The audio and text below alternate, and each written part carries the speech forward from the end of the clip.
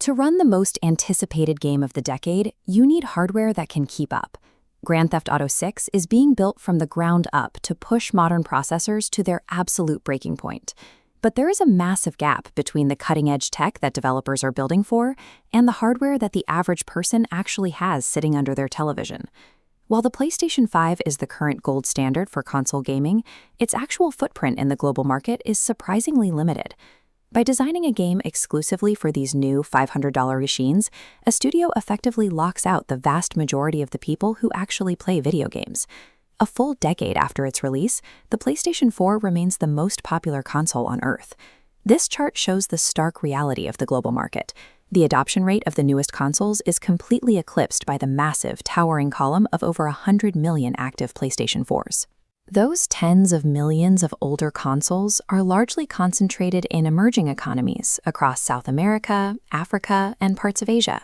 In these regions, a consumer base often relies on extending the lifespan of older technology.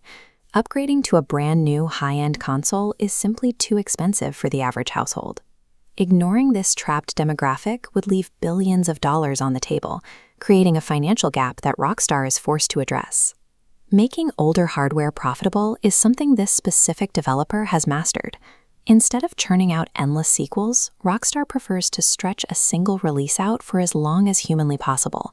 Grand Theft Auto 5 survived an incredible 10-year life cycle. It launched on the PlayStation 3 and ported across 4 distinct hardware generations. An exclusive launch on the newest systems is likely just the first phase.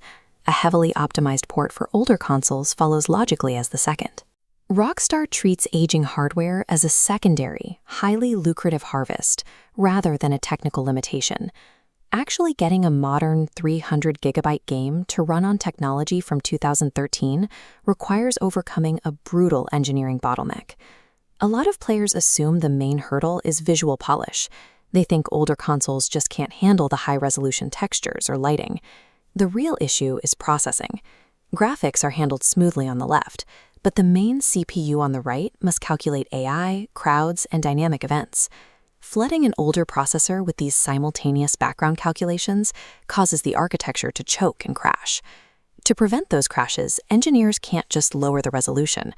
They have to open up the code and systematically lobotomize the game's hidden intelligence. This demake process requires precise surgical cuts. Developers drastically reduce the pedestrians, shorten the horizon distance, and remove complex overlapping events.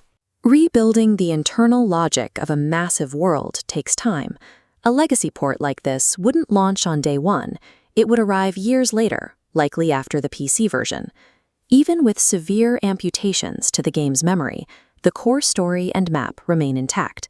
It delivers exactly what the older market is paying to play. There is an alternative. If the older hardware simply cannot handle the mathematical load, even after heavy downgrades, the studio has a fail-safe. Cloud streaming allows players to access the game through a subscription service. The software is processed entirely remotely and beamed to the player's television over the internet, acting like an interactive video feed. This completely bypasses the weak processor sitting in the living room. All the heavy lifting is offloaded to massive supercomputers housed in remote data centers. Streaming acts as the ultimate corporate insurance policy. It guarantees that developers can still sell their newest software to millions of players trapped on outdated hardware. The focus on legacy players is dictated by a macro financial trend currently reshaping the entire video game industry. Production budgets regularly hit hundreds of millions of dollars, turning hardware exclusivity into a dangerous financial gamble. Because of these overhead costs, the traditional concept of distinct walled-off console generations is rapidly fading. This move toward legacy hardware represents a necessary adaptation to global economics. Mega franchises have grown too expensive to remain exclusive. They must find a way to reach every possible player.